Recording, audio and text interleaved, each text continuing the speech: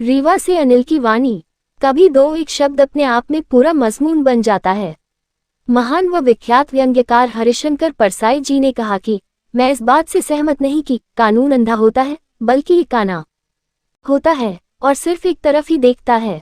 शायद वो ये लिखना भूल गए कि जिस आंख से वो अक्षम होता है वो निर्बल, असहाय व दीन की तरफ होती है। तो बात करते हैं इस खबर में, समझते हैं इस खबर के बारे में जो सटीक व्यक्ति है। रीवा के जवा में टमस नदी घाट बिना रोक टोक का अवैध खनन व परिवहन। रीवा जिले के जवा में रेत माफिया और जिम्मेदारों ने दे रखी है खुली छूट। टमस नदी घाट में हो रहे अवैध रेत उत्खनन हो रहे हैं। अब आप आश्चर्यचकित हो जाएंगे, नदी के अंदर 60 से 70 फीट गहरा गड्ढा करके रेत निकाली जा रही है। आपको यकीन न हो तो आप इस वीडियो में देख ही सकते की तरह से मशीनों के द्वारा नदियों का सीना छलनी कर रहे रेत माफिया जिम्मेदार बेखबर है और वहां नहाने वालों की मौत हो रही है। मौत का सबसे बड़ा कारण वहां पर नदी के बीचों बीच 50 से 60 फीट गहरा गड्ढा कर दिया जाता है। उसी गड्ढे से निकल जाती है रेत, जो इस वीडियो में पंप लगे हुए हैं और बड़ी बड़ी मशीनों द्वारा निकाली हुई रेत देख सकते हैं। टमस नदी में हमेशा रेत माफियाओं के निशाने पर रहा है। क्षेत्र के रेत माफिया बिना किसी राजस्व का भुगतान किए धड़ल्ले से रेत का अवैध कारोबार करते हैं। कोई दिन के उजाले में खनन करता है तो कोई रात के अंधेरे में। अवैध खनन के इस खेल ने जवा तहसील अंतर्गत टमस नदी घाट बेलिगवा के गांव के कई घाटों में अवैध लगी मशीनों को दिया गया। बिना रोक टोक बालू रेत का अवैध खनन व परिवहन। निरंकुश रेत माफिया जिम्मेदारों ने दे रखी है खुली छूट और रेत ले जाते लोग फायदा रेत के ठेकेदार व अवैध खननकर्ता उठा रहे हैं। अवैध खनन पर प्रशासन बिल्कुल भी कार्रवाई नहीं कर रहा है। सवाल उठता है कि प्रशासन को कार्रवाई से कौन रोक रहा है। जवा क्षेत्र में गत कई सालों से रेत माफिया निरंकुश रूप से बालू रेत का अवैध खनन व परिवहन कर रहे हैं।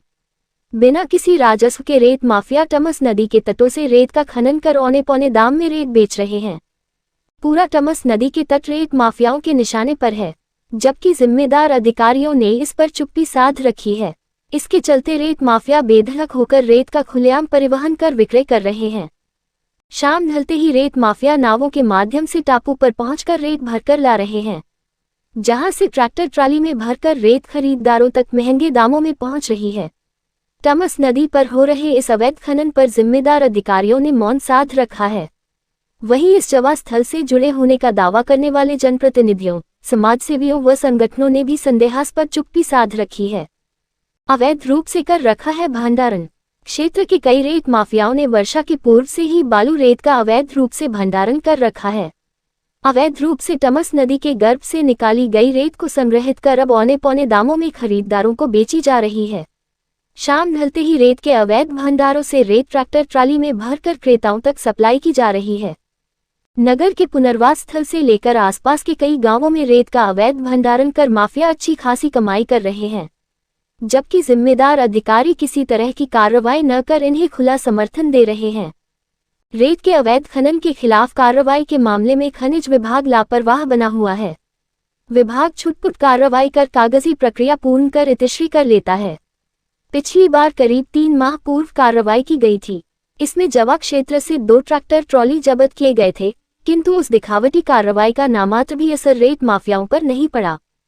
इसके बाद फिर से धड़ल्ले से रेत का अवैध खनन, परिवहन व विक्रय कर प्रशासन की नाक के नीचे से मोटी कमाई की जा रही है। जबकि सूत्रों से प्राप्त जानकारी के अनुसार एक शिकायत में जवा क्षेत्र के रेत माफियाओं की नामजद शिकायत भी की जा चुकी है। इस संबंध में जिला खनिज अधिकारी को मोबाइल पर कॉल किया गया, लेकिन उन्होंने कॉल रिसीव नहीं किया।